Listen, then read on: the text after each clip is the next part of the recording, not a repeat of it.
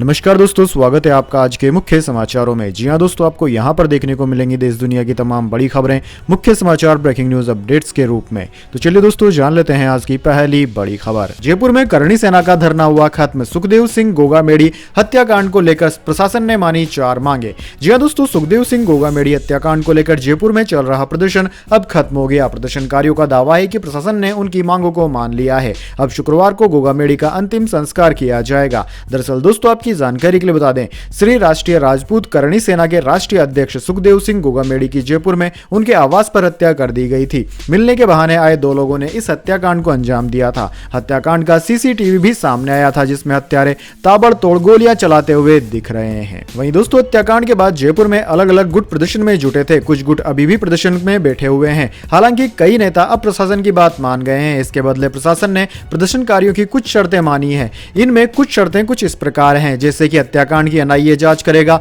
खामियों की न्यायिक जांच होगी, गोगामेड़ी के परिवार को सुरक्षा दी जाएगी, गोगामेड़ी के परिवार के एक सदस्य को सरकारी नौकरी भी दी जाएगी। इसके बाद अगली बड़ी खबर, मध्य प्रदेश, राजस्थान और छत्तीसगढ़ में नए चेहरों को सीएम बना सकती है बीजेपी। जी हां दोस्तों, आपने बिल्कुल सही सुना। मध्य प्रदेश, राजस्थान और छत्तीसगढ़ में बीजेपी की जीत के बाद मुख्यमंत्री पद को लेकर मंथन जारी है। इसी बीच सूत्रों ने बताया है कि बीजेपी नए चेहरों को मुख्यमंत्री बना सकती है। सूत्रों ने कहा है कि तीनों राज्यों में गैर विधायक को भी मुख्यमंत्री बनाया जा सकता है। विधानसभा चुनाव में बीजेपी ने मुख्यमंत्री पद के चेहरे की घोषणा नहीं की थी। पार्टी ने राजस्थान और छत्तीसगढ़ में जीतकर कांग्रेस के हाथ से सत्ता छीनी है। वहीं मध्य प्रदेश में पहले से ही शिवराज सिंह चौहान के नेतृत्व में सरकार है। पार्टी ने यहां बड़ी जीत हासिल की है। वहीं दोस्तों, मुख्यमंत्री चेहरे को लेकर शिवराज सिंह चौहान का कहना है कि पार्टी जो भी जिम्मेदारी सौंपेगी हम उसे पूरा करेंगे। वहीं दोस्तों, जिस तरीके से चुनाव नतीजे आने के 4-5 दिन बाद तक भी मुख्यमंत्री पद के चेहरे की घोषणा नहीं हुई है, उससे यही लग रहा है कि चेहरा कोई नया व्यक्ति हो सकता है। वैसे दोस्तों, कमेंट करके बताइए कि राजस्थान और मध्य प्रदेश का मुख्यमंत्री कौन हो सकता है। चलिए दोस्तों, जान लेते हैं अगली बड़ी खबर। ममता बनर्जी बोली, बीजेपी जेब कतरों की पार्टी, गरीबों का मुफ्त राशन बंद किया, केंद्रीय एजेंसियों को राजनीतिक भोजन के लिए राज्यों में भेजती है। जी हां दोस्तों, पश्चिम बंगाल की मुख्यमंत्री ममता बनर्जी ने बुधवार को कहा कि भाजपा जेब कतरों की पार्टी है, जिसने देश के लोगों को परेशान कर रखा है। भाजपा चुनाव से पहले मतदाताओं को धोखा देती है। उन्होंने 2014 में कहा था, चुनाव जीतने के बाद हर नागरिक के खाते में 15 लाख रुपए डाले जाएंगे। सरकार में आने के बाद बीजेपी ने नोटबंदी कर दी। फिर कोरोना महामारी में लोगों को मिलने वाला मुफ्त राशन भी बंद कर दिया। भाजपा केंद्रीय एजेंसियों को राजनीतिक भोजन के लिए बार बार राज्यों में भेजती है। ममता बनर्जी बुधवार को उत्तर बंगाल दौरे के लिए रवाना हो रही थी। दोस्तों, नेताजी सुभाष चंद्र बोस इंटरनेशनल एयरपोर्ट पर उन्होंने पत्रकारों से यह बातें कही। उन्होंने कहा कि हम तृणमूल कांग्रेस वाले बीजेपी से अलग हैं। इसके बाद दोस्तों, अगली बड़ी खबर, विधानसभा चुनाव जीता तो सांसदी छोड़ी। 4 राज्यों से बीजेपी के 21 सांसद लड़े, 12 जीते। सांसदी से अब तक 11 का इस्तीफा। जी हां दोस्तों, मध्य प्रदेश, राजस्थान, छत्तीसगढ़ और तेलंगाना में हुए विधानसभा चुनाव में भाजपा ने कुल 21 सांसदों को मैदान में उतारा था। इनमें से 12 सांसद चुनाव जीते, जबकि 9 हार गए। जीते हुए 12 सांसदों में से 11 ने बुधवार को लोकसभा सांसद पद से इस्तीफा दे दिया। सिर्फ राज्यसभा से चुनाव जीतने वाले बालकनाथ ने अभी इस्तीफा नहीं दिया है। वहीं दोस्तों, संसद सदस्यता छोड़ने में मध्य प्रदेश से नरेंद्र सिंह तोमर, प्रहलाद सिंह पटेल, राकेश सिंह, उदय प्रताप और रीति पाठक है। वहीं छत्तीसगढ़ से अरुण साहू, रेणुका सिंह और गोमती साय, जबकि राजस्थान से राज्यवर्धन सिंह राठौड़, दिया कुमारी और किरोड़ी लाल मीणा शामिल है। तेलंगाना में विधानसभा चुनाव जीते कांग्रेस प्रदेश अध्यक्ष रेवंत रेड्डी ने भी संसद सदस्यता से इस्तीफा दे दिया है। इसके बाद दोस्तों, अगली बड़ी खबर, अमित शाह ने लोकसभा में नेहरू की चिट्ठी पढ़ी। बोले, नेहरू ने खुद शेख अब्दुल्ला से कहा था, कश्मीर मुद्दा यूएन ले जाना हमारी गलती थी। जी हां दोस्तों, लोकसभा में जम्मू कश्मीर आरक्षण बिल और जम्मू कश्मीर पुनर्गठन यानी कि संशोधन बिल पास हो गया। सदन में चर्चा के दौरान अमित शाह ने जवाहरलाल नेहरू को कोट किया। गृह मंत्री ने कहा कि नेहरू ने शेख अब्दुल्ला को लिखा था कि कश्मीर मुद्दा यूएन ले जाना हमारी गलती थी। अमित शाह के बयान पर कांग्रेस समेत विपक्ष ने हंगामा किया। अमित शाह ने कहा कि मैंने वही बात कही है जो खुद नेहरू ने अब्दुल्ला से कही थी। वहीं दोस्तों, अमित शाह ने यह भी कहा कि कश्मीर में सेना जीत रही थी, तभी सीज फायर करा दिया गया। नेहरू की गलती से पाकिस्तान के कब्जे वाला कश्मीर यानी कि पीओके बन गया। देश की जमीन का जाना नेहरू का ब्लंडर था। इसके बाद दोस्तों, अगली बड़ी खबर, तूफान मिचोंग से चेन्नई में तबाही, 72 घंटे से बिजली नहीं, इंटरनेट बंद, वायुसेना के हेलीकॉप्टर से खाना पहुंचाया जा रहा। जी हां दोस्तों, आपने बिल्कुल सही सुना। चक्रवाती तूफान ने भयंकर तबाही मचा दी है। बंगाल की खाड़ी से 2 दिसंबर को उठा साइक्लोन मिचोंग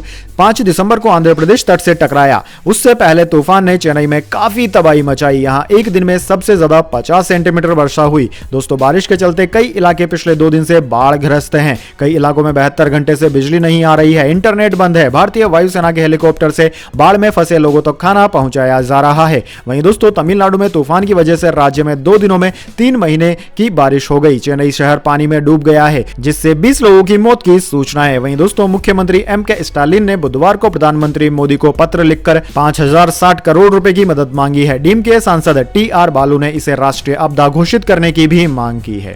इसके बाद दोस्तों अगली बड़ी खबर, भारत का मास्टर स्ट्रोक, चीन को इटली ने दिया झटका, ड्रैगन के BRI प्रोजेक्ट से हाथ खींचा। जी हां दोस्तों, चीन के सबसे अहम project belt and road BRI से इटली बाहर हो गया है। इस बारे में इटली की PM जॉर्जिया मेलोनी ने भारत में G20 शिखर सम्मेलन के दौरान व्यक्तिगत रूप से चीन के प्रधानमंत्री ली कियांग को जानकारी दी थी। उन्होंने साफ तौर पर कह दिया था कि इटली अब इस अहम प्रोजेक्ट से बाहर होने का फैसला कर चुका है, क्योंकि इसके लिए किया गया समझौता हमारी उम्मीदों को पूरा करने में विफल है। इटली ने अब आधिकारिक तौर पर इस प्रोजेक्ट से बाहर होने की घोषणा कर दी है। इटली अब भारत के साथ व्यापारिक रिश्तों को नई ऊंचाई देना चाहता है। उसने G20 के दौरान एक अहम समझौते पर साइन भी किए थे। इसके बाद दोस्तों जान लेते हैं अगली अपडेट। तानाशाह किम जोंग रो पड़े, नॉर्थ कोरिया की महिलाओं से ज्यादा बच्चे पैदा करने को कहा, बोले ये देशभक्ति का काम है।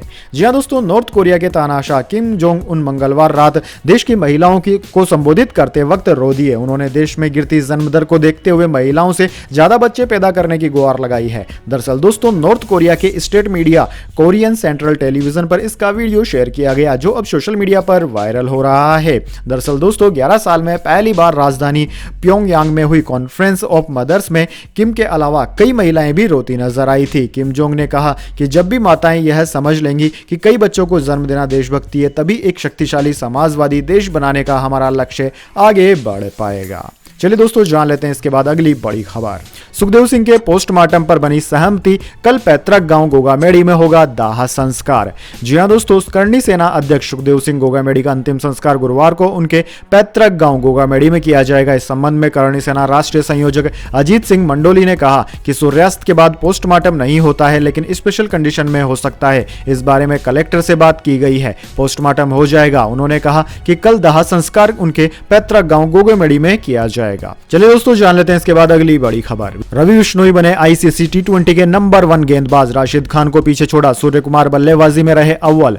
जी हां दोस्तों, भारतीय क्रिकेटर रवि बिश्नोई ICC की T20 रैंकिंग में दुनिया के नंबर 1 गेंदबाज बन गए हैं। उन्होंने अफगानिस्तान के राशिद खान को पीछे छोड़कर यह उपलब्धि हासिल की है। दरअसल दोस्तों ICC ने बुधवार को ताजा T20 रैंकिंग जारी की है। बिश्नोई 699 अंकों के साथ टॉप पर पहुंचे हैं। वहीं राशिद खान 692 अंकों के साथ दूसरे नंबर पर फिसल गए। श्रीलंका के वानुंदु हसरंगा 679 अंकों के साथ तीसरे नंबर पर हैं। आदिल राशिद चौथे नंबर पर पहुंच गए हैं। बल्लेबाजी रैंकिंग की बात करें तो यहां पर दोस्तों भारत के सूर्य कुमार यादव टॉप पर हैं। सूर्या के साथ ऋतुराज गायकवाड़ भी टॉप 10 में शामिल हैं।